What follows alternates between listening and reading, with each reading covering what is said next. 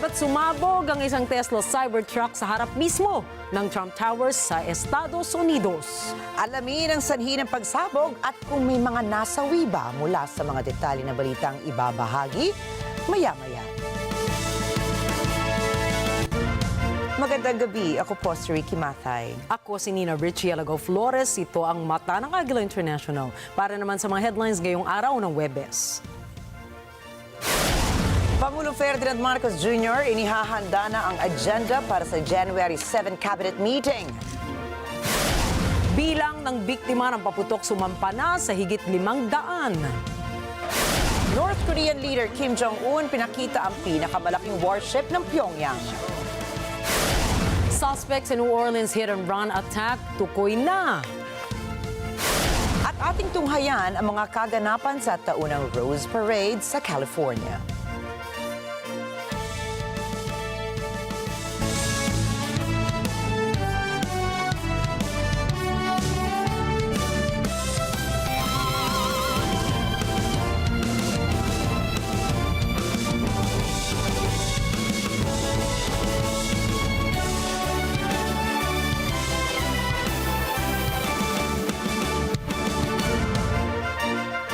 Pagpulong si Pangulong Ferdinand Marcos Jr. kay Executive Secretary Lucas Bersamin upang talakayin ang agenda para sa unang cabinet meeting ngayong taon.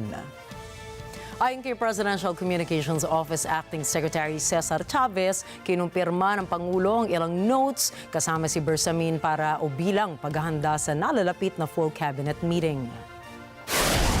Binanggit din ni Chavez na tatalakayin ni Marcos Jr. ang mga legacy projects ng kanyang administrasyon sa harap ng kanyang gabinete. Kasama rin sa agenda ang paghahanay ng mga big-ticket projects at mga proyektong pinondohan ng Official Development Assistance. Nakatakdang unang full cabinet meeting ng Pangulo sa January 7 at pangungunahan din ni Pangulong Marcos Jr. ang isang New Year reception para sa mga miyembro ng diplomatic community sa darating na January 11. Noong 2024, nakapagtala ang Immigration Bureau ng higit sa 19 na milyong biyahero. Ayon sa ahensya, ang bilang ng mga inbound travelers sa Pilipinas ay may kabuuang 14,540,533 kung saan 7,922,053 ang mga Pilipino at 6,618,481 naman ang mga dayuhan.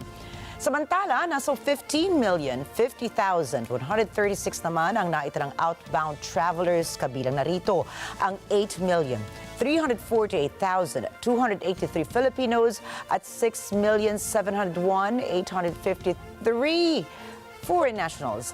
Ayon kay Immigration Bureau Commissioner Joel Anthony Viado, ang influx sa bilang ng mga lumalabas-masok sa bansa ay maiugnay sa muling pagbangon ng international travels at gayon din ang kampanya ng Tourism Department ng Pilipinas na makaakit pa ng mga dayuhang turista.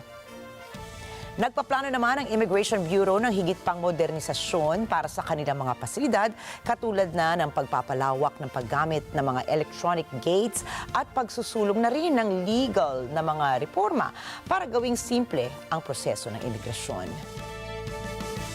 Ayon sa Department of Health o DOH, lampas na sa 500 katao ang naging biktima ng paputok noong holiday season. Batay sa datos ng Health Department mula December 22, 2024 hanggang January 2, 2025, pumalo na sa 534 cases ng firecracker-related injuries. Mas mababa ito ng 9.8% kung ikukumpara sa naitalang kaso noong 2024 na 592 cases. 108 sa mga ito ay naitala noong December 31 kung saan ay bisperas ng bagong taon. Ayon sa Health Department, ang pangunahing sanhi ng mga firecracker-related injuries ay ang paputok na kwitis. Ang kwitis, kahit paligal itong paputok, ay nananatili pa rin itong mapanganib.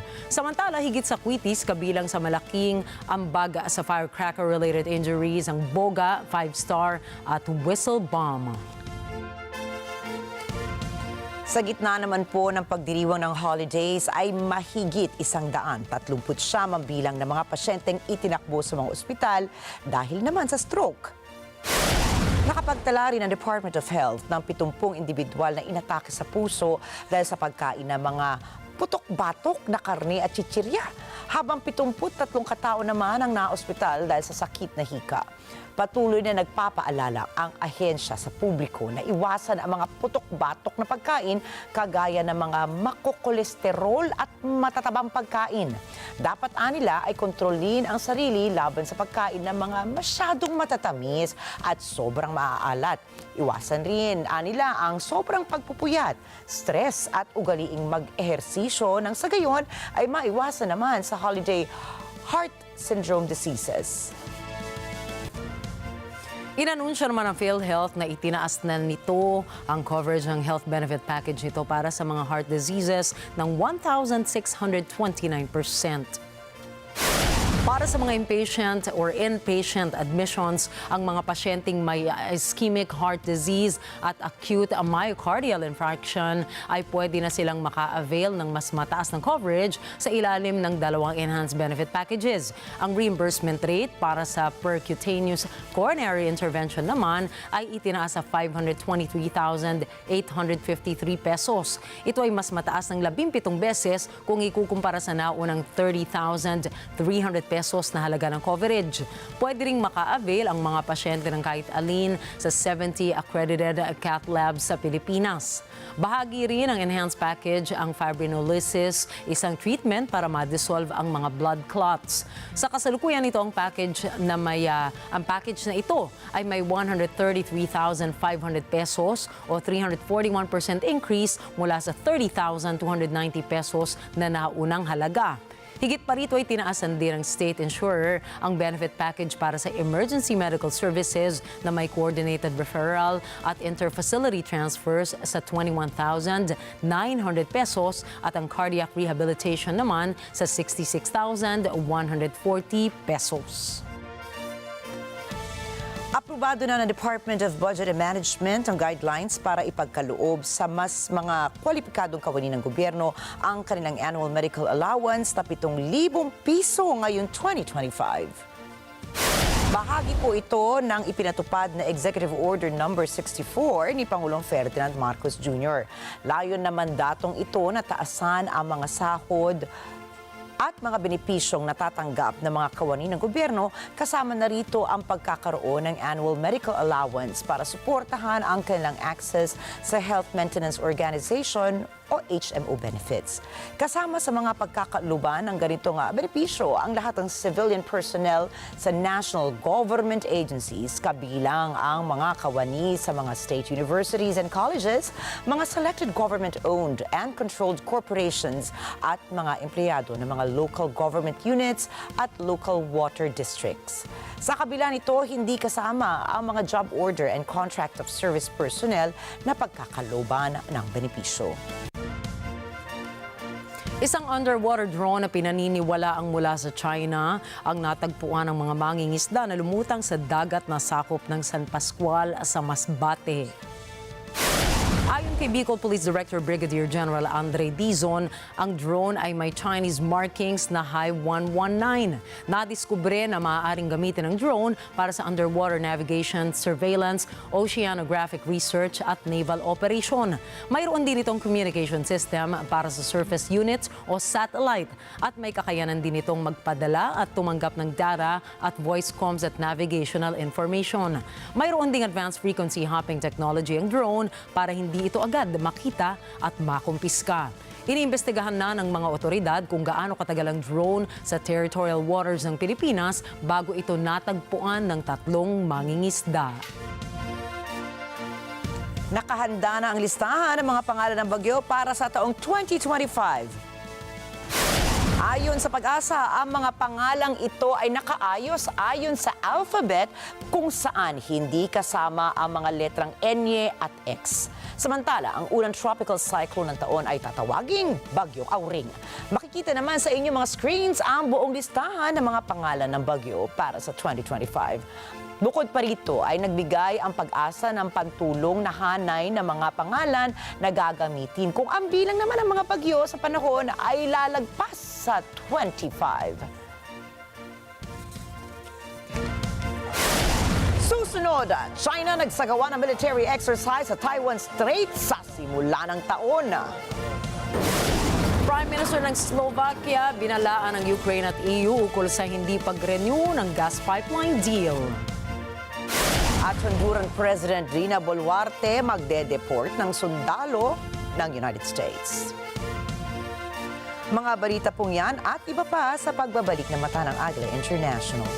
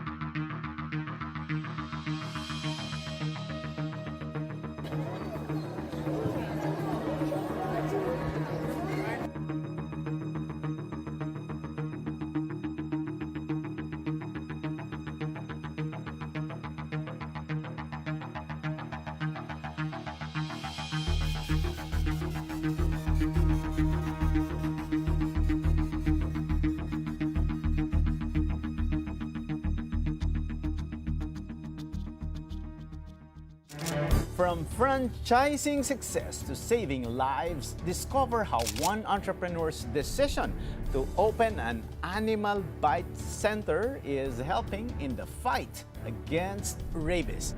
Don't miss this inspiring story of impact-driven entrepreneurship with Dr. Mark B.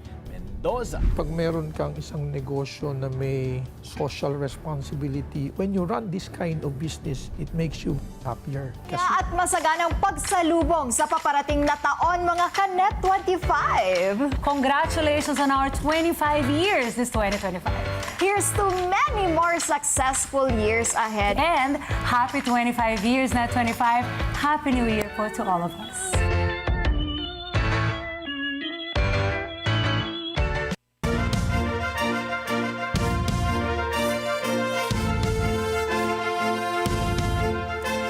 Ng Taiwanese Ministry of Defense ngayong umaga na formal lang isinagawa ng China ang kanilang unang combat patrol ng taon matapos ang New Year's address ni President Lai Ching-te.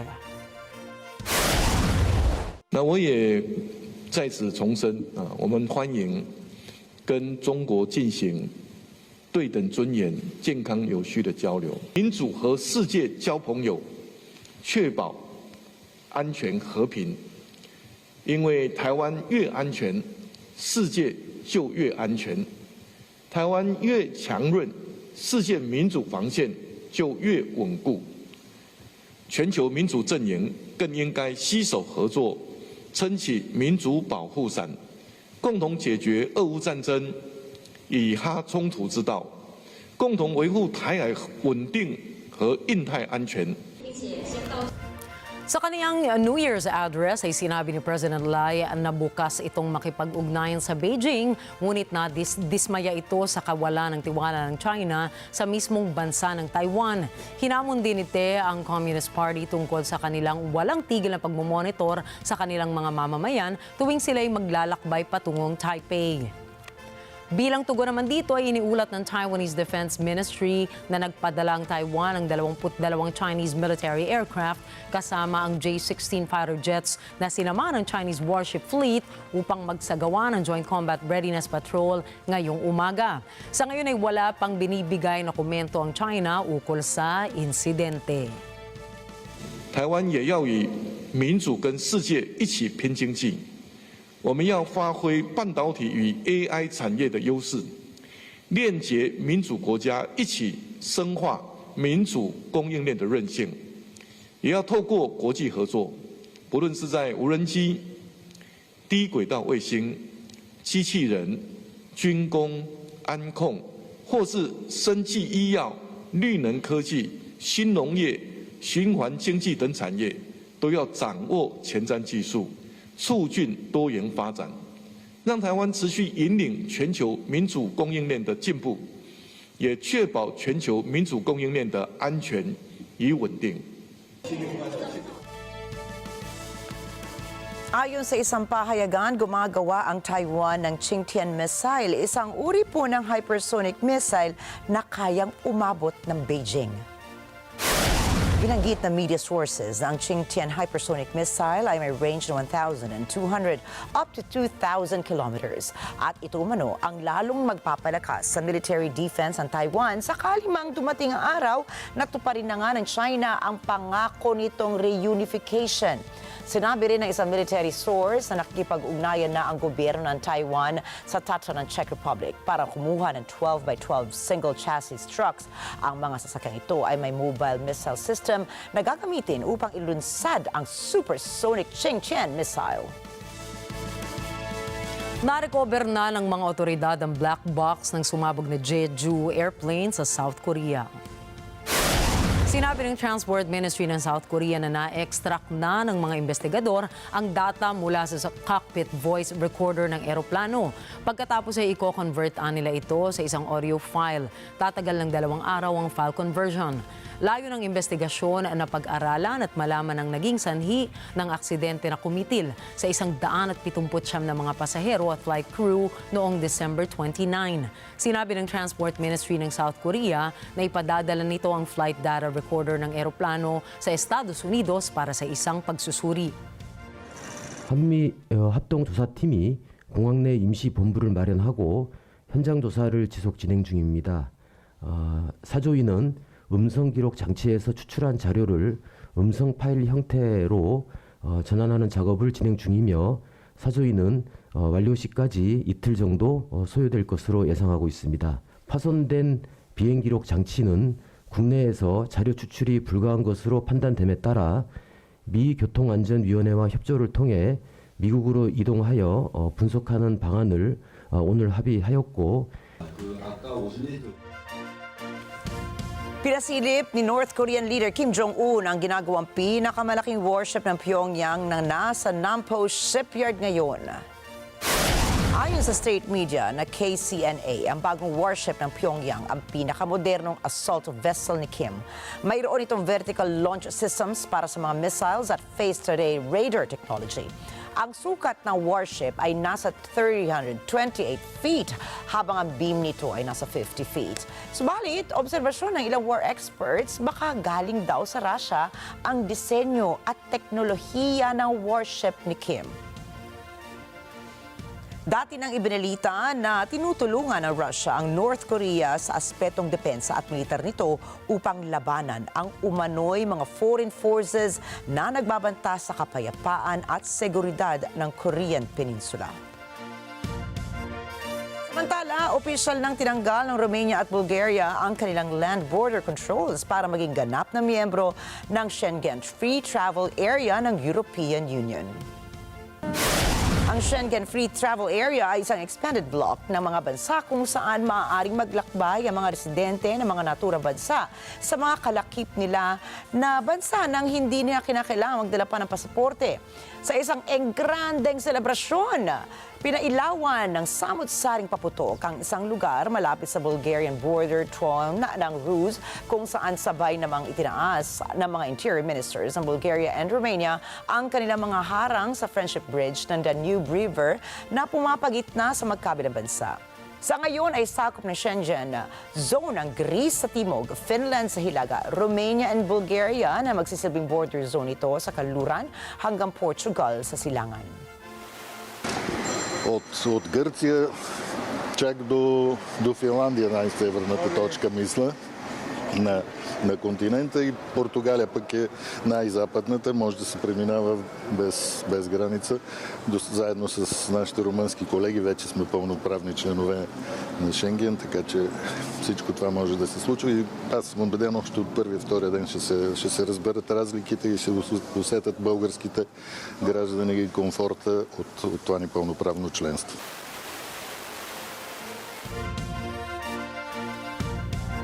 Binalaan ni Slovak Prime Minister Robert Fico ang European Union ukol sa pagtigil ng gas route ng Russia sa iba't ibang bansa na dumaan naman sa Ukraine. Nikto, opakujem, nikto netlačí Slovensko preč zo životného priestoru, ktorým je Európske spoločenstvo. Treba ale vidieť, že v tomto spoločenstve začínajú dominovať sebecké národné záujmy veľkých a nezmyselné aj geopolitické ciele. A na druhej strane ignorovanie potrieb menších. Vo svetovej politike absolútne platí, že je úplne jedno, či sa slony milujú alebo bijú. Vždy trpí tráva. Ja si neželám, aby Slovensko bolo takouto trávou, ako to vidíme v týchto dňoch pri zastavení tranzitu plynu cez Ukrajinu, čo bude mať drastické dopady na nás všetkých v Európskej únii. Len nie na Ruskú federáciu. Ang pro-Russian Slovak leader ay nagsabing hindi ito magiging kawalan para sa Russia, ngunit magre-resulta ito sa daan-daang milyong dolyar na halaga ng kawalan ng taunang pagkakakitaan ng Slovakia. Sinabi rin niya na posible itong magresulta sa pagtaas ng presyo para sa enerhiya sa iba't ibang bansa ng Europa dahil sa mataas na presyo ng pag-angkat ng enerhiya mula naman sa iba't ibang energy suppliers. Sa pagpasok lamang ng bagong taon ay itinigil na ng Russia ang kanilang Gazprom export kasunod ng pagtapos ng transit deal na nagbibigay daan naman sa paggamit ng major gas pipeline na dumadaan sa Ukraine. Ang pagsasara ng pinakamatagal na tumatakbong gas route ng Russia papunta sa mas malalaking bahagi ng Europa ang naging pagtatapos ng halos isang dekadang serye ng panlalamig ng relasyon ng European Union at Russia matapos sakupin ito ang Crimea noong taong 2014. Sa ngayon ay nagpupursige naman ang EU na bawasan ang kanilang pangailangan sa Russian gas magmula noong magsimula ang Russia-Ukraine War taong 2022. Sinabi naman ni Russian President Vladimir Putin bago matapos ang taon na bukas silang buhayin uli ang naturang kontrata ngunit hindi ito magagawa sa panandaliang panahon lamang. Inakusahan din ni Putin ang Ukraine na ginagamit ang naturang kasunduan para parusahan ang mga kaalyado nito dahil sa kakulangan ng suportang nakukuha nila sa mayorya ng EU. Всегда выступали за поставки, всегда выступали за деполитизацию вопросов экономического характера. Мы же не отказывались никогда от поставок в Европу. Разве мы отказывались? Они объявили о том, что продлевать контракт транзитный не будут. Не мы же сказали, что мы заканчиваем, а они объявили, что не будут продлевать контракт. Не будут, не надо. Значит, они клюют с руки, как я уже говорил, Европы, потому что без европейской поддержки Украина не то что воевать, существовать не может. Но вот теперь наказывают ту же Европу, закрывая контракт на поставку нашего газа, транзитные контракты в Европу. Вот сейчас вот мы с вами говорим, я говорю, контракта нет. И за 3-4 дня заключить его невозможно. Его не будет. Но сейчас опять подрастут цены. Но не мы же это провоцируем, это их политика. Так? Мы сказали, мы будем поставлять. Даже если это будет там Сакар азербайджанский, либо турецкая компания, либо венгерская, либо значит, словацкая. Ну пусть они иск заберут из суда, это что за бред? Сказали, нет, забирать не будем. Ну, тогда пожалуйте бриться, живите без нашего газа. Noong Miyerkules, sinabi ng health authorities sa Gaza na tumaas muli ang bilang ng mga namatay at nasaktan dahil sa giyera sa pagitan ng Hamas at Israel.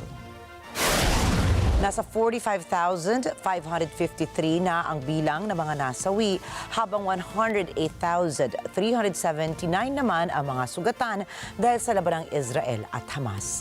Ayon sa Gaza Health Authorities, umatake na naman ang Israeli Army at tinarget ang iba't ibang lugar sa Gaza Strip noong 1 ng Enero.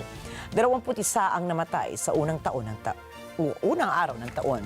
Inanunsyo naman ng Israeli Air Force na noong Disyembre sa tulong ng ground forces, nagdispatcha ang Air Force ng fighter jets, helicopters and drones upang maglunsad ng higit sa 1,400 strikes sa Gaza Strip. Tinarget ito ang armadong strongholds, tunnels at tunnel shafts, arsenals at outposts. Samantala, formal nang inanunsyo ni former Israeli Defense Minister Yoav Gallant ang kanyang pagbaba sa pwesto bilang miyembro ng Parlamento ng Israel. כמו בשדה הקרב, כך גם בשירות הציבורי. יש רגעים בהם צריך לעצור, לקיים הערכת מצב ולבחור את כיוון הפעולה על מנת להגיע למטרות הנדרשות. כשר הביטחון לשעבר, אני אחראי לכל מה שאירע, מתחילת תפקידי בחודשים שלפני המלחמה ועד לסיום תפקידי בחלוף למעלה משנה מתחילת המלחמה. Maalala na noong Nobyembre ng nakaraang taon lamang nang alisin sa pwesto ni Netanyahu bilang defense minister at parte ng kanyang war cabinet si Gallant dahil sa mga hindi pagkakaunawaan ukol sa ibang aspeto ng giyera ng Israel laban sa militanteng grupo ng Hamas sa Gaza. Una nang sinubukan tanggalin ni Netanyahu si Gallant noong March 2023 pa matapos tumutol ni Gallant ukol sa pagtatanggal ng Korte Suprema ng ibang pribilehiyo ng Israeli War Cabinet ukol sa decisions of war. Matapos nito ay nagdulot ito ng malawakang protesta kung kaya't napilitan si Netanyahu na iatras ang kanyang desisyon at ibalik si Gallant sa kanyang posisyon sa gabinete. Simula naman noong siya'y bumaba sa pwesto bilang defense minister ay nagmistulang mas neutral ang asal nito pagdating sa mga panukala ni Netanyahu at sa mga far-right na kaalyado nito. Sa ngayon ay nahaharap ang magkapwang Gallant at Netanyahu sa mga arrest warrant na inilabas ng International Criminal Court o ICC para sa crimes against humanity laban sa mga Palestino. Pinagtibay naman ng Yemen ang kanilang suporta para sa Gazans at mga Palestino sa kabila ng airstrikes ng Estados Unidos. Ayon kay Houthi spokesperson Mohammed Abdul Salam, magpapatuloy ang Yemen na ipagtanggol ang kanilang sarili laban sa mga kinakalaban nito sa rehiyon. Sinabi ng Yemeni Houthi group na napatumba nila ang isang US MQ-9 drone sa himpapawid ng probinsya ng Marib. بعون الله تعالى تمكنت الدفاعات الجوية في القوات المسلحة اليمنية من إسقاط طائرة أمريكية النوع MQ-9 وذلك أثناء قيامها بتنفيذ مهام عدائية في أجواء محافظة مأرب. تمت عملية إسقاط الطائرة بصاروخ أرض جو محلي الصنع، وتعد هذه الطائرة هي الثانية التي تمكنت دفاعاتنا الجوية من إسقاطها خلال 72 ساعة، والرابعة عشرة خلال معركة الفتح الموعود والجهاد المقدس إسنادا لغزة. Ang Yemeni Houthi rebel group na sinusuportahan ng Iran ay isa sa pinakamatatagal na kaalyado ng Hamas sa giyera nito sa Gaza. Patuloy na nagsasagawa ng pag-atake ng mga commercial ships sa Red Sea ang naturang grupo upang magtatag ng isang naval blockade laban sa Israel upang mahirapan ang pag-resupply nito. Subalit, kasama rin ng kanilang pagharang ang pagbagal naman ng pagdating ng mga kagamitan at tulong para sa mga mamamayan ng Gaza. القوات المسلحة اليمنية تؤكد استمرارها في عملياتها المساندة لغزة وأن هذه العمليات لن تتوقف إلا بوقف العدوان على غزة ورفع الحصار عنها. Nagbabala si Honduran President Xiomara Castro laban sa pag-deport ng mga mamamayan nito mula sa Estados Unidos. Una actitud hostil de expulsión masiva de nuestros hermanos, tendríamos que considerar un cambio en nuestras políticas de cooperación con Estados Unidos, especialmente en el campo militar, en el que sin pagar un centavo por décadas mantienen bases militares en nuestro territorio, que en este caso perderían toda la razón de existir en Honduras. Sa kanyang New Year's address ay sinabi niyang umaasa siya sa makabuluhang dialogo nila ng administrasyon ni Donald Trump at binalaan naman ito laban sa major deportation plan na balak nitong ipatupad. Iginiit nito na makasisira sa kooperasyong militar ng dalawang bansa ang plano ni Trump na pagpapatalsik ng mga migrante pabalik sa kanilang bansa. Sinabi nito na sa gobyerno ng Honduras na puntang trabaho ng pagpapanatili ng ganda at katatagan ng mga US military bases nang walang tinatanggap na bayad mula sa Washington kung kaya't mamarapati nitong panatilihin ang ganda ng relasyon nilang magkabilang bansa. que esperamos que la nueva administración norteamericana del presidente electo democráticamente, Donald Trump, sea abierta al diálogo, constructivo y amistoso. Que no tome represalias innecesarias contra nuestros migrantes. Como presidenta. Samantala, isang Tesla Cybertruck ang nagliyab sa labas ng Trump Hotel sa Las Vegas noong Miyerkules. Anakwi po para sa detalye ng balita.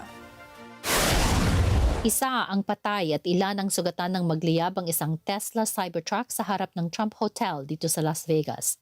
Sinasabing iniimbestigahan ang insidente bilang pag-atake ng terorista. Makikitang tinatrabaho ng pulis at mga bombero ang pinangyarihan ng insidente habang ang driver ng Tesla ay tinakpan ng itim na trapal. Ayon kay Las Vegas Metropolitan Police Department Sheriff Kevin McMahill, may isang tao ang natagpuang patay sa loob ng isang 2024 model year Cybertruck. Samantala, 7 naman ang nagtamo ng minor injuries mula sa pagsabog. Ayon kay Elon Musk na CEO ng Tesla, iniimbestigahan din nito ang insidente. Ayon kay McMahill, umabante ang Cybertruck sa Trump Building ng bandang alas 8:40 ng umaga. Anya, alerto na ang pulis dahil sa New Orleans attack na naganap naman sa New Orleans noong umaga ng Miyerkules. Ayon sa FBI, isang potensyal na pagsabog ang natagpuan sa sasakyang iyon. Noong 2024, nagbukas ng imbestigasyon ng US National Transportation Safety Board ukol sa isang pagsabog din ng Tesla electric semi-truck sa isang highway sa California. Ayon sa auto experts, iba kung mag-apoy ang electric vehicles. Anila, mas matagal patayin ang apoy nito kung ikukumpara sa mga kotseng may internal combustion engines. Anakwi para sa mata ng Agila International, trusted, connected, on point. Muling inilaban ni Panama President Jose Raul Mulino ang pagmamay-ari ng Panama Canal sa ika-25 anibersaryo ng paglipat ng pamumuno ng naturang lagusan. Es por nuestras manos neutrales que las naciones no temen que un canal del nivel estratégico como el de Panamá sea o tome parte activa en ningún conflicto. Porque a los panameños nos interesa un mundo más conectado, con un comercio más abierto y con mayor intercambio de bienes entre los países. No hay otras manos en nuestro canal metidas, más que las panameñas.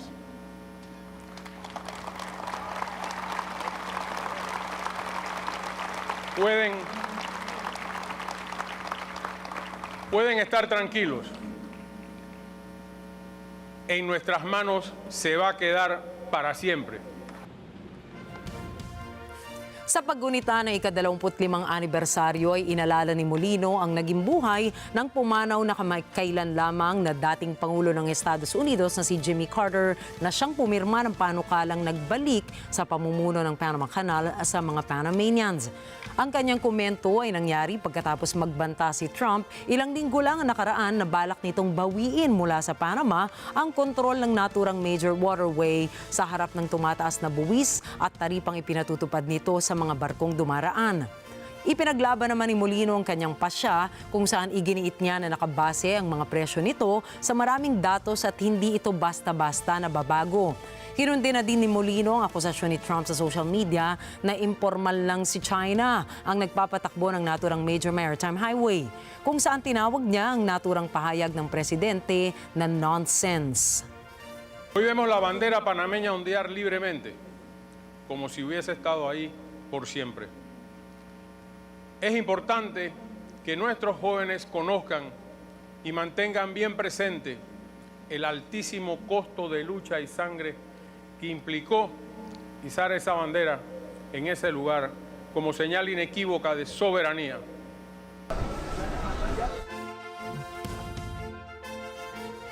Ang alyansang militar sa pagitan ng Russia at North Korea, ayon sa mga geopolitical analysts, ay isang pagsubok sa relasyon ng Beijing at Pyongyang. obserbasyon ng mga eksperto. Nababahala si Chinese leader Xi Jinping sa pagiging malapit sa isa't isa ni Russian President Vladimir Putin at North Korean leader Kim Jong-un. Kung dati raw ay tinatawag na isang friendly neighboring country ang North Korea, kapansin-pansin ngayon na hindi na ginagamit ng Chinese leader ang nasabing termino para sa Pyongyang. At kahit idineklara ni Xi at Kim ang taong 2024 bilang Year of Friendship ng kanilang mga bansa, ay wala namang naganap na high-level exchanges sa pagitan ng kanilang mga opisyal. Susunod, suspects sa New Orleans hit and run ating kilalanin. 4 na katao patay sa pamamaril sa Montenegro. At mag-amang Tiger Charlie Woods umabot kaya sa PNC Championship? Yan po at iba pang mga balita sa pagbabalik ng Mata ng Agila International.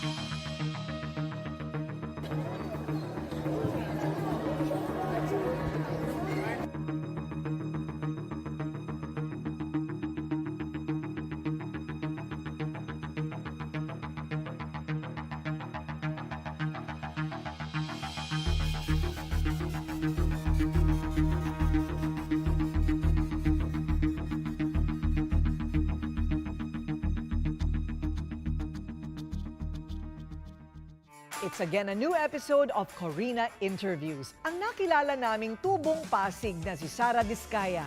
Aba, ibang level ang prinsipyo at mga pinagdaanan sa buhay. Nag-asawa ng mahirap pa sa daga, pero ang pagmamahalan nila ang naging susi sa kanilang tugatog ng tagumpay at asenso. Nang maabot ang maituturing na tagumpay, hindi siya nakalimot sa pagtulong sa kapwa. Ano ang sikreto sa pagiging strong, successful woman bilang nanay, asawa, negosyante at ngayon isang kandidata? Dito lang sa Corina Interviews, 6 p.m. this coming Sunday sa NET25. Together sa NET25. From franchise. Isang masaya at masaganang pagsalubong sa paparating na taon. Mga ka-NET25, happy 2025 po sa ating lahat. This year is very special to NET25. Congratulations, Net25, on our 25 years this 2025. Thank you for bringing entertainment, inspiration, and memorable stories to our viewers. Here's to many more successful years ahead. Happy 25 years, Net25, and Happy New Year to all of us!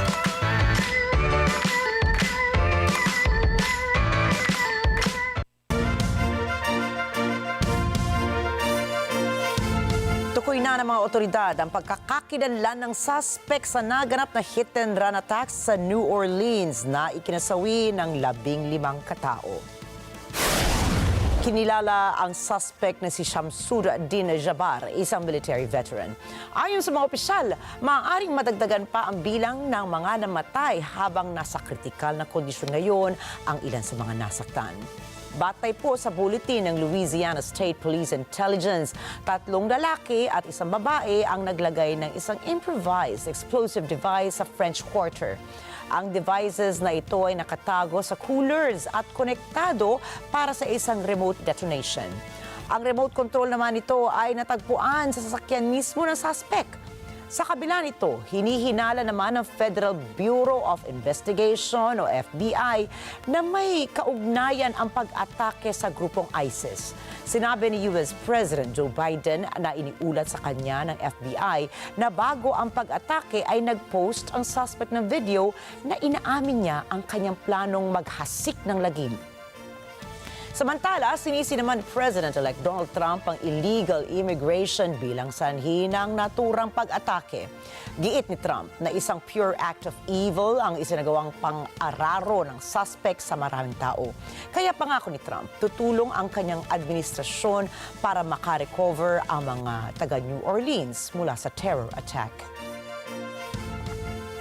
Mahigpit na ang seguridad sa New Orleans, USA matapos bundulin ng isang dating Army veteran ang kumpol ng tao sa French Quarter ng Estado nitong unang araw ng 2025. Alamin natin ang detalye mula kay Rosel Feria.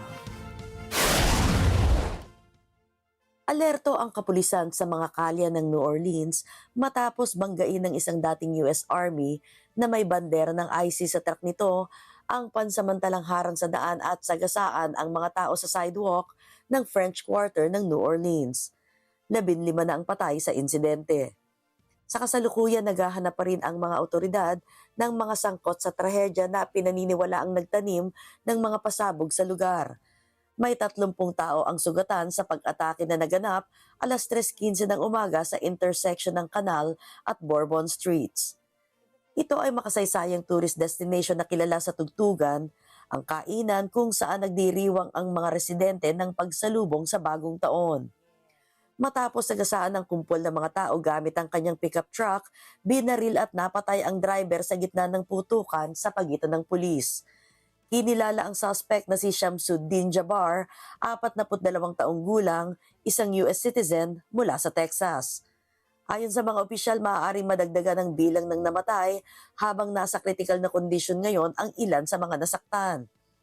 Samantala, ginarantiya naman ni Louisiana Governor Jeff Landy sosolusyonan nito ang problema upang matiyak ang kaligtasan ng papalapit na Super Bowl at Mardi Gras. Let me just say this. We recognize we got a problem right here, right? We're going to fix it. It is going to be a top priority as we go into the Super Bowl in Mardi Gras, and the solution that we're going to come up with is going to be a permanent one. It's going to be placed into the standard operating procedure of having major events and securing that quarter. A follow-up, if I may. Rosel Feria para sa Mata ng Agila International, trusted, connected, on point. Samantala sa Montenegro, 4 ang patay kabilang ang 2 bata matapos magpaputok ang isang lalaki sa loob ng isang restaurant sa kabiserang Cetinje. Alamin po natin ang mga balita mula kay Angela Guzman. Matapos magpaputok ang suspect sa loob ng isang kainan sa Cetinje, Montenegro, lumabas ito at patuloy na namaril. 4 ang nasawi sa insidente kabilang ang 2 bata. Ayon sa Montenegro Investigative TV, bago ang pamamaril, nagkaroon ng engkwentro sa loob ng restaurant. 2 ang tinamaan at namatay. Lumabas ang suspect sa kalye at patuloy na namaril na ikinamatay naman ng 2 bata. Hanggang ngayon ay hindi pa natutunton ang suspect. Ayon kay Montenegrin Prime Minister Milojko Spajic, ang insidente ay isang terribleng trahedya. Nagdeklara ito ng 3 araw ng pambansang pagdadalamhati. Bihira ang mass shooting sa Montenegro sa kabila ng malalim na kultura ng baril. Sa kabila ng mahigpit na batas ukol sa baril, marami pa ring illegal weapons sa bansa na mula pa noong World War I. NJ de Guzman para sa Mata ng Agila International, trusted, connected, on point.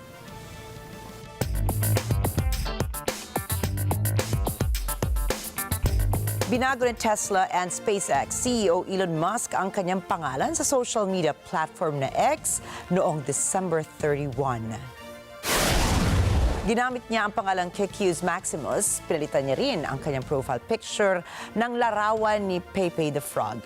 Hindi sinabi ni Elon ang dahilan kung bakit siya nagpalit ng account name o ng profile picture, subalit naniniwala ang ibang business experts na isa itong senyales na sinusuportahan ni Elon ng meme coin na Pepe, isang digital cryptocurrency. Ilang oras lamang matapos magpalit si Elon ng pangalan sa X ay tumaas naman ang presyo ng nasabing meme coin. Matatandaang hindi ito ang unang pagkakataong sinuportahan ni Elon ang isang meme coin. Nag-post na po rin siya dati tungkol sa Dogecoin, isang currency na gamit ang meme photo ng isang asong may lahing Shiba Inu.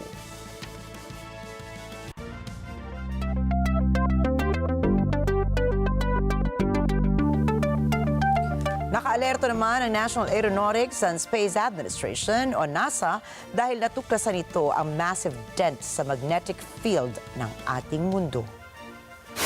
Ayon po sa NASA, may mga na-trap na charged particles mula sa sun o araw sa loob ng magnetic field ng ating daigdig o Earth. Paliwanag ng Space Agency mula rito ay nagkaroon ng anomalya sa magnetic field ng ating mundo kung saan apektado nito ang bahagi ng South America hanggang sa Southwest Africa. Giit ng NASA, maaaring magpahina sa lakas ng magnetic field ng mundo ang mga naiipong particles ng araw.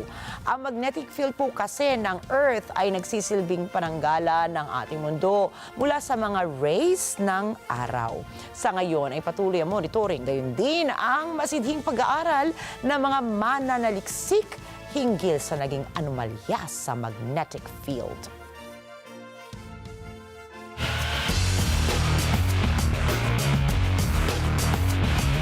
Nabigo ang mag-amang Tiger Charlie Woods na manalo sa PNC Championship na ginanap sa Ritz-Carlton Golf Club sa Orlando sa Florida.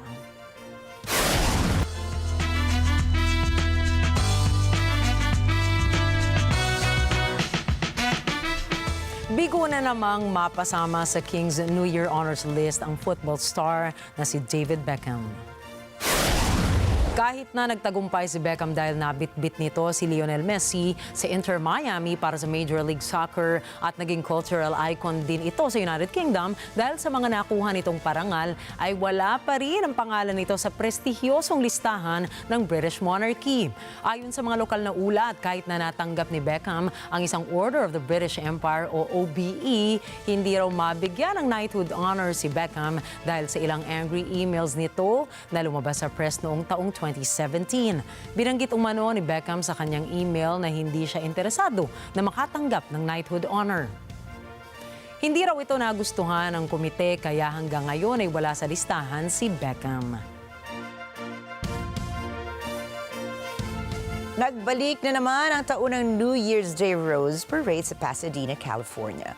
Tampok na naman ang petal cover floats, marching bands at maging equestrian units nito. Layon po ng tema ngayong taon na hikayatin ang mga dumalo kung paano gagawing best day ever ang pagsaksi sa parada sa unang araw ngayong taon. Narito po sina NET25 correspondents Eva and Alan Vesalyahe.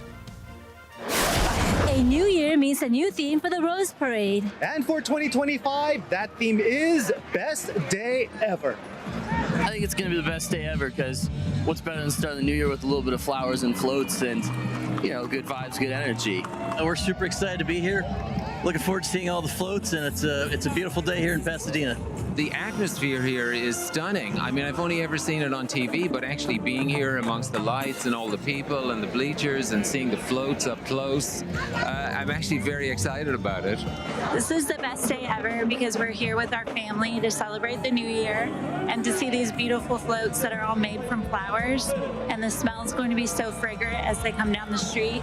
Can't wait to spend this day with our family. Because one, it's sunny, and two, it's not raining. We're from Ohio, so we get a lot of that.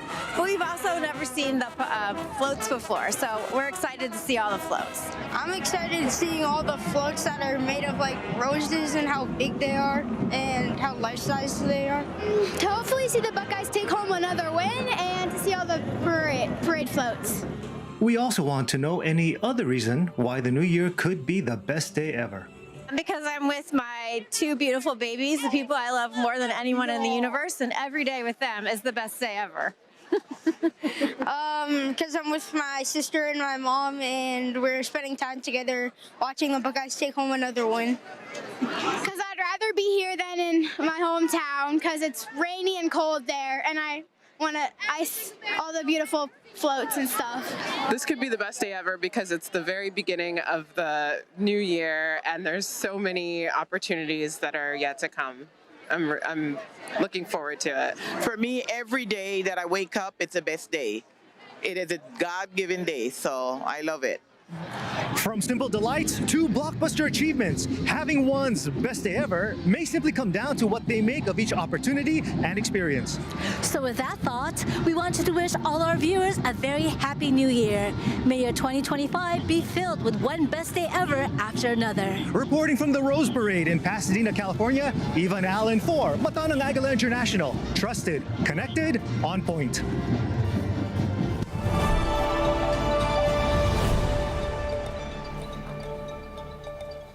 Tuloy-tuloy ang pagtulong ng Iglesia ni Cristo sa ibayong dagat sa pamamagitan ng INC Giving Program nito. Ngayon ay nakarating na rin ito sa kaharian ng Bahrain. Si Lorlyn Kalimlim para sa ibang detalye. We are here at the Philippine Embassy, Manama, Kingdom of Bahrain, witnessing the INC Giving Program of the members of the Church of Christ or the Iglesia ni Cristo.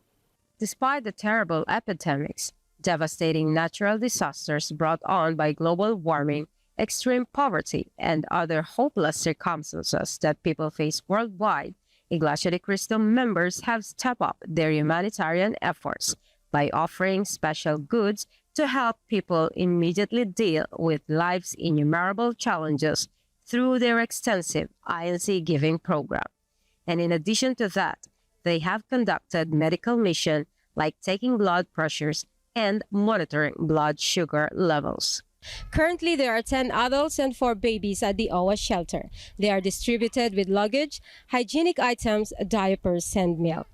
Ako ay nagpapasalamat sa Iglesia ni Cristo dito sa Bahrain at yung kanilang proyektong ito dahil ngayon nandito sila sa embahada, pumunta para magbigay tulong sa ating mga kababayan, mga kababaihan, yung iba sa kanila may anak na nandito sa shelter ng embahada na nangangailangan ng tulong.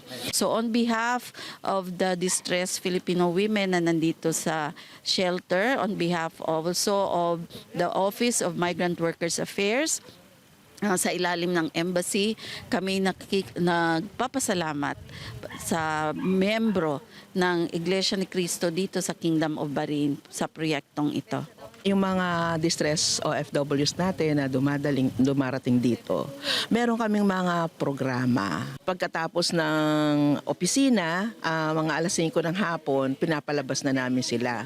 Meron kaming nagbabadminton sila, lumalakad, lumalanghap ng sariwang hangin. Ganun din naman sa umaga. At 5 o'clock, nag-exercise sila dito sa labas. At the same time, meron kaming mga skills development training na ginagawa na isinasama namin sila tulad ng mga food processing, bread making, nakasama naman sila. And then, meron din kaming mga psychosocial activities. Nag-iimbita kami ng mga nurse natin dito sa Bahrain. Maraming salamat sa Philippine Nursing Associations na kinakausap sila. Meron kaming the stressing briefing exercise para sa kanila, lalong-lalo na yung mga nakaranas ng mga violence na kinuha namin sa mga pulis. Every Friday po meron po kaming SLE, Special Learning Experience, kagaya ng pinag-activities ko po sila, naglalaro po sila dito, yung mga ganun po, para minsan naibsan po yung mga iniisip nila na mga problema. Nakipag-ugnayan po tayo sa mga kinataban ng embahada ukol po sa bilang ng mga kababayan po natin na kasalukuyang nasa kanilang pangangalaga. At inalam din po natin kung ano po yung kanila talagang mga pangunahing pangangailangan.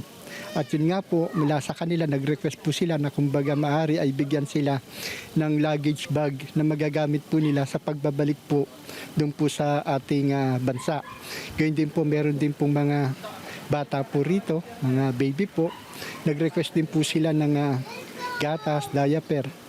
Ganyan din po yung iba po ay nag-request din po ng mga gamit sa personal hygiene. Ang layunin nito ay upang makatulong tayo sa ating kapwa-tao, kaanib man o hindi kaanib sa Iglesia ni Cristo.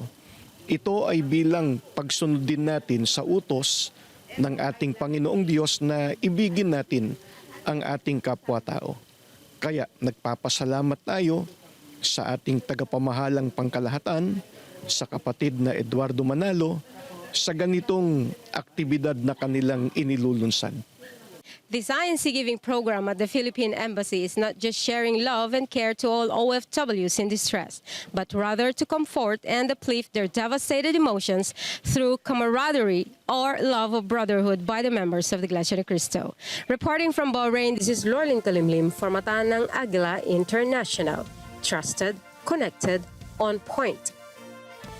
Umabot na rin po ang Aid for Humanity project ng Iglesia ni Cristo sa bansang India, kung saan ay nag-abot ito ng tulong at suporta para sa mga residente ng syudad ng Tenali. Si Victor Sanchez po para sa detalye. Talingap sa mamamayan, Aid for Humanity project reaches Tenali, India, providing essential support to communities in need as global impact continues through the Iglesia ni Cristo's humanitarian project worldwide.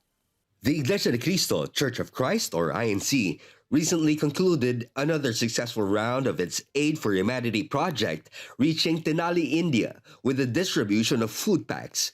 This global initiative, led by the Iglesia ni Cristo, aims to uplift underserved populations around the world through coordinated relief efforts that address both immediate needs and long-term community wellness.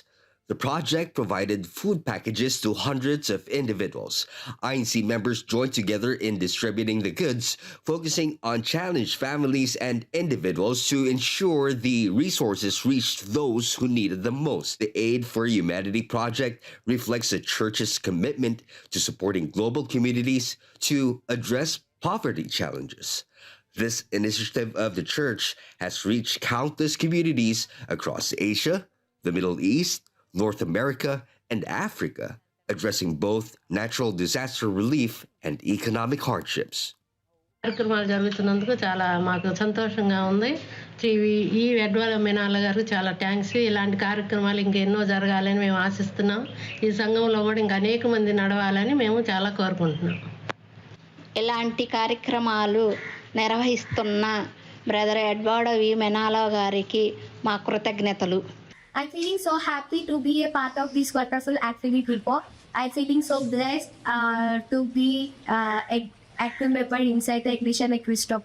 Especially, we would like to say thank you to our church administration and most especially to our beloved brother Eduardo V. Menalo. Thank you so much for encouraging this kind of activities and conducting. And it helps the brethren to increase their faith. They also being the part of this activity and they helping the brethren and also the poor people. మొట్టమొదటగా మా భారతదేశం తరపున మా ప్రియులు సహోదరులు మా ప్రధాన పరిచారకులైనటువంటి బ్రదర్ ఎడ్వర్డ్ వి మెనాల గారికి, అలానే వారి యొక్క కుమారులైనటువంటి బ్రదర్ యాంజలో ఎరెనో వి మెనాల గారికి మా ధన్యవాదాలు తెలియపరుస్తున్నాం. ఈరోజు తెనాలి ప్రాంతంలో ఇవ్వబడినటువంటి కేర్ ఫర్ హ్యూమనిటీ ద్వారా అనేక మంది సహోదరులకు ఉపయోగపడుతుంది. మీరు చేయించినటువంటి కార్యక్రమం ప్రపంచవ్యాప్తంగా మేము సంతోషిస్తున్నాం, అభినందిస్తున్నాం. ఎల్లప్పుడూ కూడా మేము మీతో ఉంటాం, మీ పక్షమున ఉంటాం. Thank you po. Salamat po. Marami po. Kami po ay nagpapasalamat sa aming pong tagapamahalang pangkalahatan, ang kapatid na Eduardo V. Manalo, sa paglulunsad ng Care for Humanity para po sa mga kapatid po natin at kababayan dito po sa bansang India. Maraming salamat po kay Eduardo V. Manalo.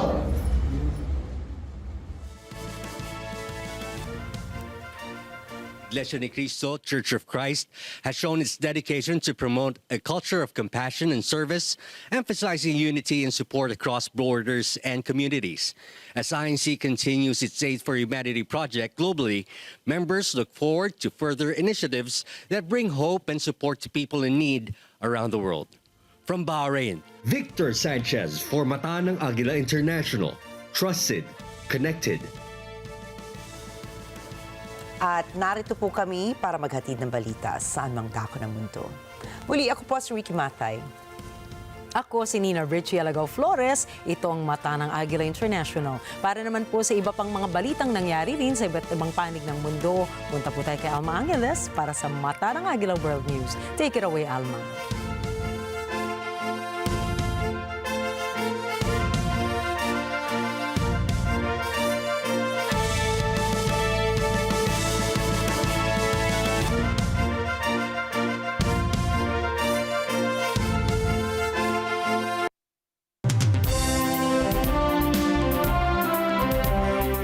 Thank you, Nina and Ricky. Good evening, everyone. I'm Alma Angeles for NET25 World News on tonight's headlines. A horrifying attack rocked New Orleans on New Year's Day when a U.S. Army veteran flying an ISIS flag from his truck swerved through makeshift barriers and rammed into the crowded French Quarter, killing 15 people, and officials believe he may have had accomplices. The FBI has reported to me the killer was an American citizen, born in Texas. He served in the United States Army on active duty for many years. He also served in the Army Reserve until a few years ago.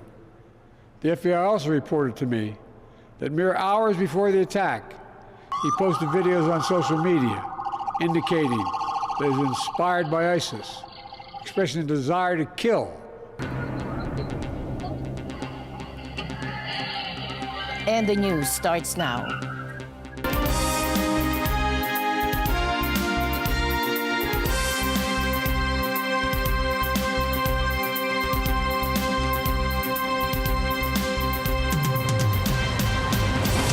A horrifying attack rocked New Orleans on New Year's Day when a U.S. Army veteran flying an ISIS flag from his truck swerved through makeshift barriers and rammed into the crowded French Quarter, killing 15 people, and officials believe he may have had accomplices. More than a dozen people were killed by a man crashing his pickup truck into a crowd in New Orleans on New Year's Day. Several more people were injured by the attack on revelers in the city's French Quarter. Reuters obtained the following of first responders in the aftermath. Some viewers may find graphic. It happened around 3:15 a.m. at the intersection of Canal and Bourbon Streets, a historic tourist destination. An eyewitness said she heard the rev of an engine, a loud impact, then screams. And debris, just metal, the sound of crunching metal and bodies. Police say the driver was 42-year-old Shamsuddin Jabbar, an Army veteran from Texas. 2 law enforcement officers were injured and transported to local hospitals. The subject has been identified as 42-year-old Shamsuddin Jabbar, a U.S.-born citizen from Texas. He was driving a Ford pickup truck, which appears to be rented, and we are working to confirm how the subject came in possession of this vehicle. An ISIS flag was located on the trailer hitch of the vehicle, and the FBI is working to determine the subject's potential associations and affiliations with terrorist organizations. Weapons and potential improvised explosive devices, IEDs, were located in the subject's vehicle. Other potential IEDs were also located in the French Quarter. Officers said they found an ISIS flag in the vehicle. Jabbar was said to be in full military gear, subsequently got in a shootout with police and was killed. The incident has prompted an investigation into possible links to terrorist organizations. Investigators say they found weapons and potential explosives in the suspect's vehicle. They also say he may not have acted alone. A search is ongoing for his known associates. Public records show Jabbar worked in real estate in Houston. He had spent 10 years in the U.S. military as a human resources and IT specialist and had been deployed to Afghanistan. U.S. President Joe Biden condemned the attack in a media briefing and revealed more details about Jabbar. Here's what we know so far. The FBI has reported to me the killer was an American citizen, born in Texas. He served in the United States Army on active duty for many years. He also served in the Army Reserve until a few years ago. The FBI also reported to me that mere hours before the attack, he posted videos on social media indicating that it is inspired by ISIS, expressing a desire to kill, Biden also said investigators were checking for any link to a vehicle explosion outside Trump Tower in Las Vegas, but that no evidence had been found so far. Additionally, we're tracking the explosion of a Cybertruck outside the Trump Hotel in Las Vegas. Law enforcement and the intelligence community are investigating this as well, including whether there's any possible connection with the attack in New Orleans. Thus far, there's nothing to report on that score at this time. ISIS, also called Islamic State or ISIL, is a Muslim militant group. It once imposed a reign of terror in Iraq and Syria until it collapsed from fighting a US-led coalition. Experts say ISIS has continued to recruit sympathizers online. Following the attack, New Orleans postponed college football's Sugar Bowl, which is played each year on New Year's Day. The city will also be the site of the NFL Super Bowl on February 9th. Let's take a look. A night of celebrations in New Orleans turned into a scene of horror when a truck plowed into a crowd in the city's French Quarter, leaving multiple casualties. Now, chaotic radio exchanges from first responders captured the desperation and urgency as EMS teams raced to save lives. 92 squad, we got a white cord. I need EMS to Canal and Bourbon now. Canal and Bourbon now, possible 20F. I need somebody to speak to dispatch. What's going on in Canal and Bourbon? I got it. What's going on in Canal and Bourbon? Show us what's going on in Canal and Bourbon. Somebody please advise dispatch. What's going on in Canal and Bourbon? EMS students at Bourbon and Iberville. Y'all, we're trying to get a rehab. Dozens of people that got hit by this car. We have a medical pack. Bring a medical pack. I got at least maybe 12 to 15 people hit by this vehicle. I'm in the 200 block of Bourbon. 880 headquarters. Bourbon Street is shut down from the 100 to at least the 500 block of Bourbon. All officers on Bourbon Street, stop! Headquarters, we need some EMS in here. Do we have them en route? 9530, we need EMS in here on the code 3. Clear all my units that are code 1. Clear everyone, start them to that location. Anyone on that 30 if possible. Bourbon and Iberville, I have at least 6 casualties. I have an officer doing chest compressions on one. I have another white male that's got agonal breathing in the 200 block. Multiple casualties that may be going 10-7. Meanwhile, a Tesla Cybertruck erupted in flames outside the Trump International Hotel in Las Vegas on January 1st, killing 1 person and injuring 7 others. A Tesla Cybertruck exploded outside the Trump International Hotel, Las Vegas, Wednesday morning. Las Vegas police released this video of the blast, which killed the driver and injured several others. They also released footage that showed the vehicle's interior afterward, which they said showed gas and camp fuel canisters, as well as large firework mortars. Tesla CEO Elon Musk said the blast was unrelated to the Cybertruck itself, saying in a post on X, quote, "All vehicle telemetry was positive at the time of the explosion." FBI Special Agent Jeremy Schwartz told reporters on Wednesday that it was not yet clear whether the blast was an act of terrorism. I know everybody's interested in that word and trying to see if we can say, hey, this is a terrorist attack. That is our goal, and that's what we're trying to do. He added the vehicle had been rented in Colorado and that the FBI had identified the driver, but was not yet ready to publicly name them. The Trump International Hotel in Las Vegas is part of the Trump Organization, the company of President-elect Donald Trump, who will return to the White House later this month. Musk was a key backer of Trump in his 2024 presidential campaign and is also an advisor to the incoming president. The explosion occurred just hours after a man drove a truck into crowds of New Year's Day revelers in New Orleans, killing 15. The FBI said an ISIS flag was attached to a staff protruding from the trailer hitch, and that a potential explosive device was found in the rented vehicle. Las Vegas police said both that vehicle and the Cybertruck had been rented through car-sharing service Turo. President Joe Biden on Monday said law enforcement was still investigating whether the Las Vegas explosion and the New Orleans attack were linked.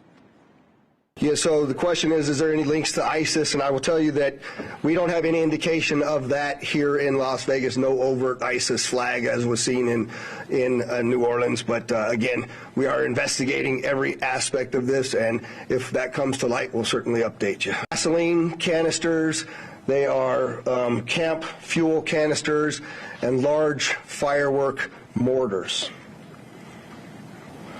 What I also would like you to pay attention to on that video, as you see that, it looks like the exterior of that truck is completely intact as it sits there.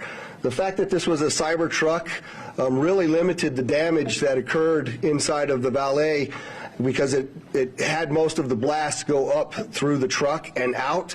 In fact, if you look on that video, you'll see that the front glass doors at the Trump Hotel were not even broken by that blast. Do I think it's a coincidence? I don't know, but what I can tell you is we're absolutely investigating any connectivity to what happened in New Orleans, as well as other attacks that have been occurring around the world. We're not ruling anything out yet, Dana.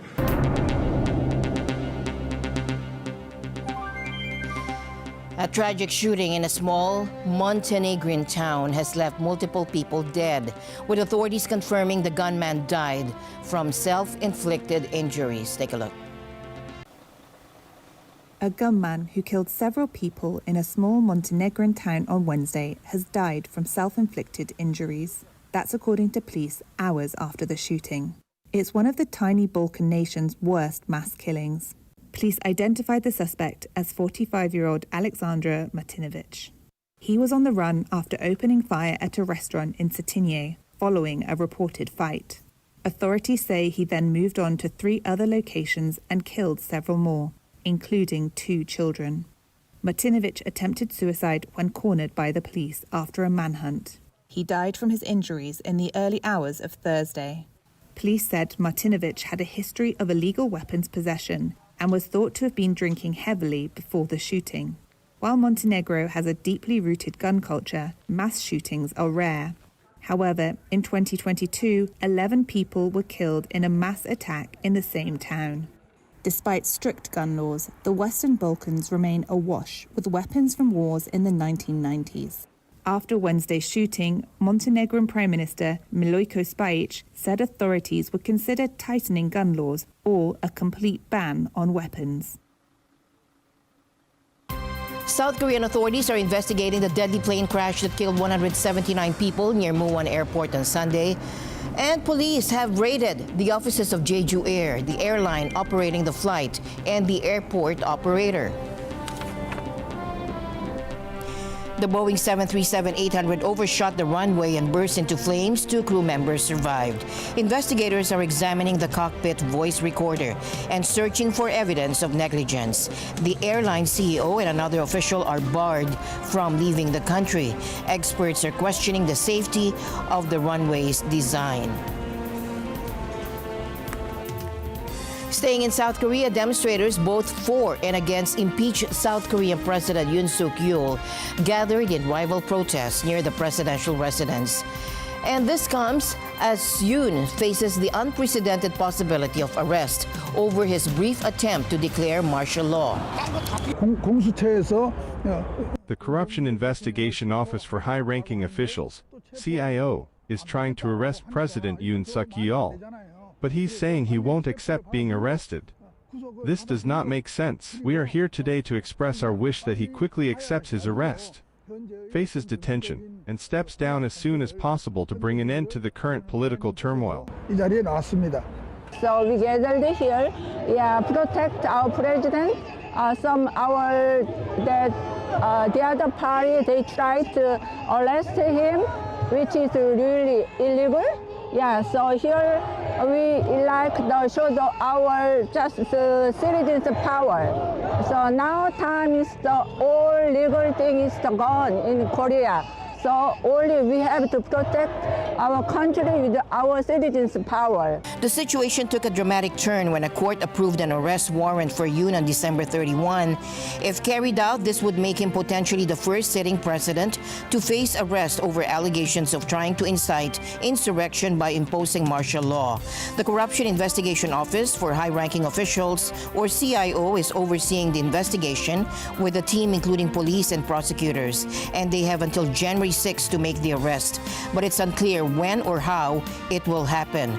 There's also uncertainty about whether the Presidential Security Service will intervene, as they've blocked access to Yoon's office and residence in the past. The case has created a complex situation.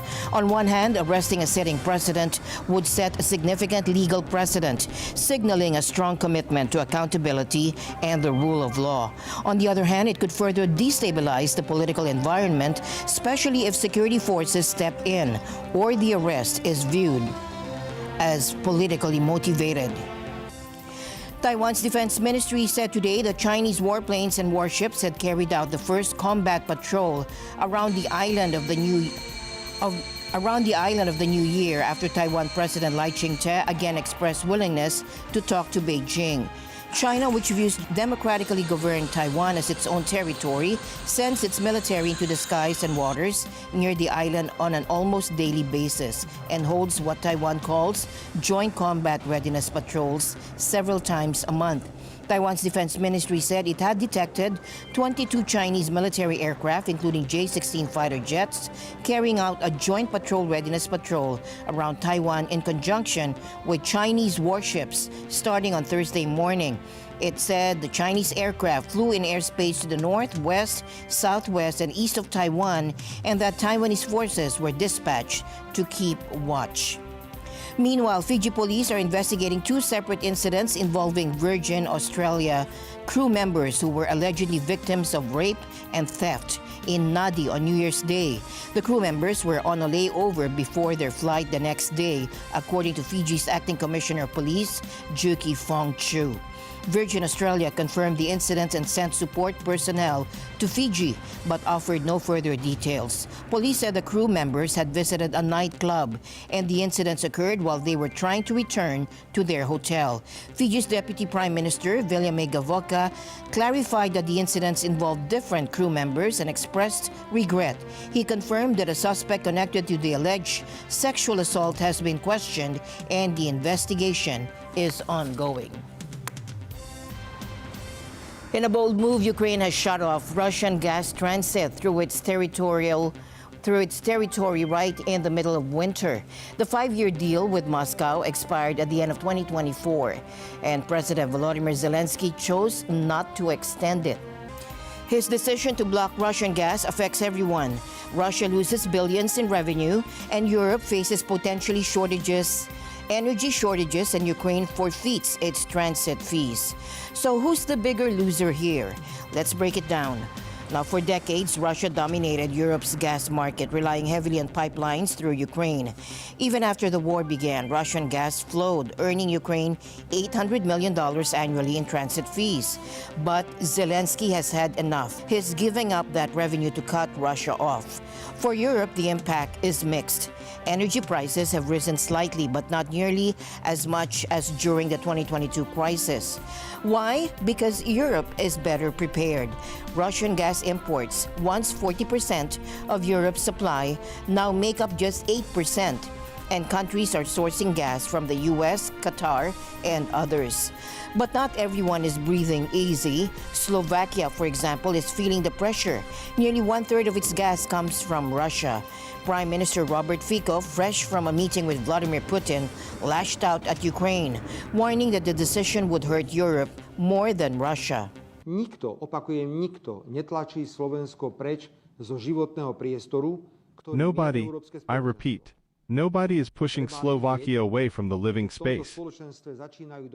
That is the European community. But we must see that selfish national interests of the big ones and meaningless geopolitical goals are beginning to dominate this community. And on the other hand, ignoring the needs of smaller ones. In world politics, it absolutely applies that it does not matter whether elephants love or fight. The grass always suffers. I do not want Slovakia to be such grass. As we see these days when the transit of gas through Ukraine is stopped, which will have drastic impacts on all of us in the European Union, but not on the Russian Federation. His concern isn't unfounded. While Western Europe seems steady, countries in the east like Slovakia, Hungary, and Moldova are vulnerable. Hungary is still receiving gas via Turkey, but Slovakia faces a harsher reality. Meanwhile, Moldova is already in crisis, with Russia cutting off its energy supply over a $79 million debt dispute. The country has declared a state of emergency, bracing for blackouts and power cuts. For Russia, this gas halt is another financial blow. Moscow's state-owned Gazprom posted losses of $7 billion in 2023, and this transit shutdown could cost them $5 billion more. While President Putin downplays the setback, the numbers tell a different story. They keep receiving all sorts of aid from Europe. Without that aid, that they wouldn't only be able to fight, they wouldn't exist. And now they are punishing Europe, who is giving them money. I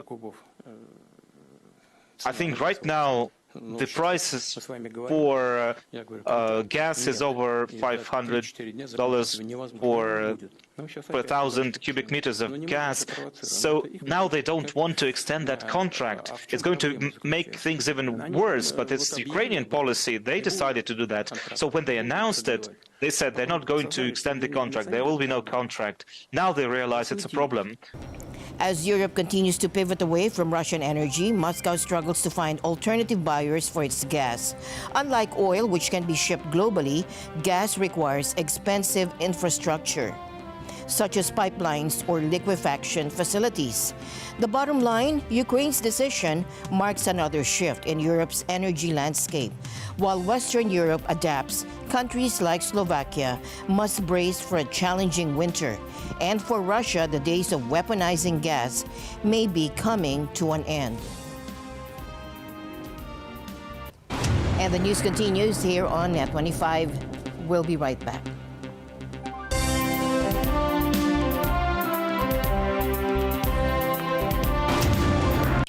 Mga ka-NET25, sabay-sabay nating batiin ang bawat isa ng Happy New Year!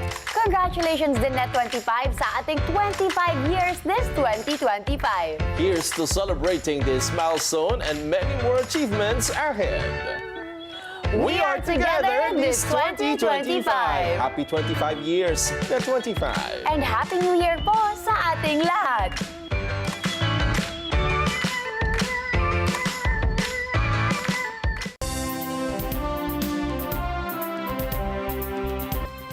The high temperatures of 2024 have crowned the last 10 years the hottest on record. That is according to UN General Secretary Antonio Guterres. Throughout 2024, hope has been hard to find. Wars are causing enormous pain, suffering, and displacement. Inequalities and divisions are rife, fueling tensions and mistrust. And today, I can officially report that we have just endured a decade of deadly heat. The top 10 hottest years on record have happened in the last 10 years, including 2024. This is climate breakdown in real time. In 2025, countries must put the world on a safer path by dramatically slashing emissions and supporting the transition to a renewable future. It is essential and it is possible. In November, the European Union's Copernicus Climate Change Service warned that 2024 is on track to be the hottest year on record and the first to cross 1.5 degrees Fahrenheit. Last year, 2023, the world registered a shocking record of 1.48 degrees Celsius above the pre-industrial level. Nearly 200 countries committed in the Paris Agreement to limit warming to as close to as 1.5 degrees Celsius as possible. While these records do not mean we've breached the Paris Agreement's target, scientists expect the world will cross that threshold by the early 2030s. Carbon dioxide emissions from burning coal, oil and gas are the main cause of global warming. And countries at November's COP29 summit in Baku adopted a $300 billion a year global finance target to help poorer nations cope with impacts of climate change. A deal its intended recipients criticized as woefully insufficient.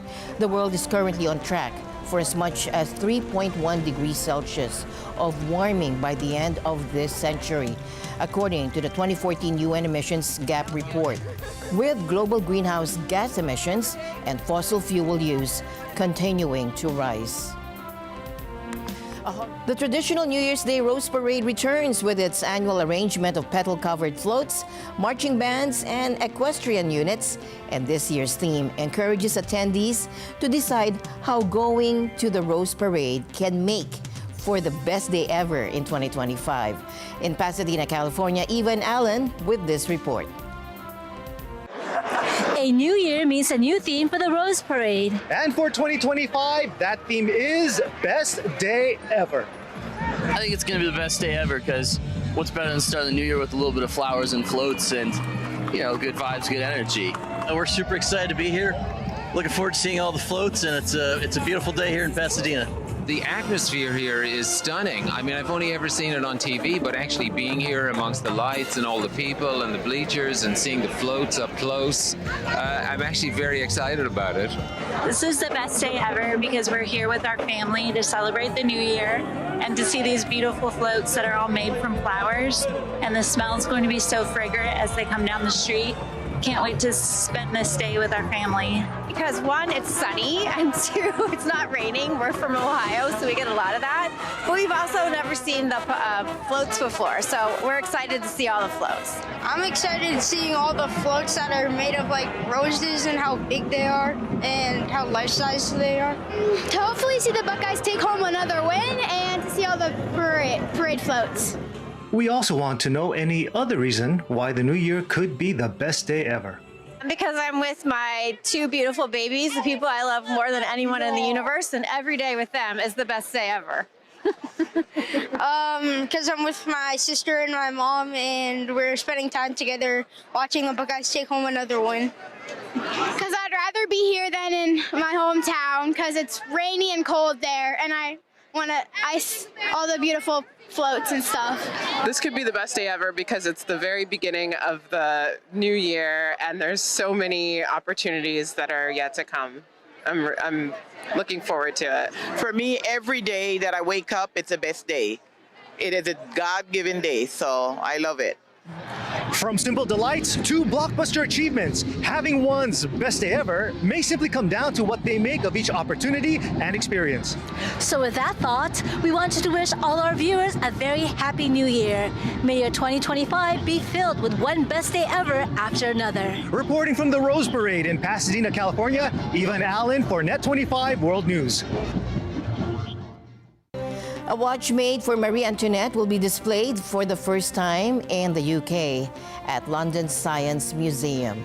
To tell us more, here's Joshua James Season, son of our late correspondent, V. Season.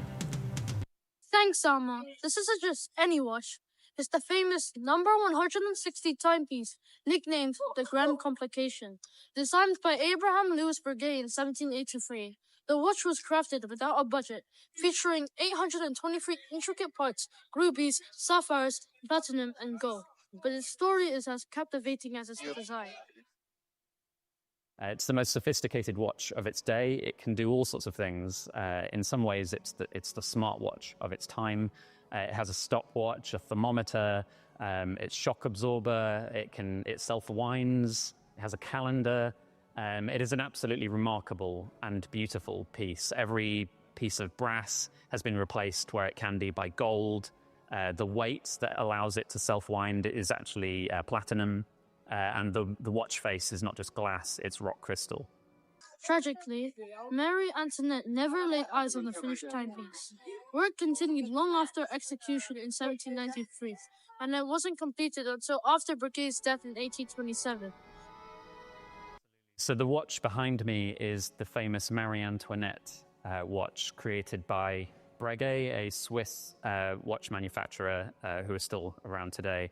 It was commissioned in 1783, but it took so long to create that it wasn't finished until long after Marie Antoinette had met her unfortunate end. Now housed at the Alain Mayer Museum, the watch has traveled abroad for the first time since its recovery in 2008. Versailles, Science's Splendor, transports visitors through 120 years of scientific evolution at the French royal court. With over 100 objects on display, many never before seen in the UK, this exhibition showcases the intertwined worlds of science and luxury. Reporting from the Science Museum in London, this is Joshua James Sisson for NET25 World News. Thank you, Josh. And with that, we end tonight's broadcast. For everyone here on NET25, I'm Alma Angeles. Thank you for joining us. Good night.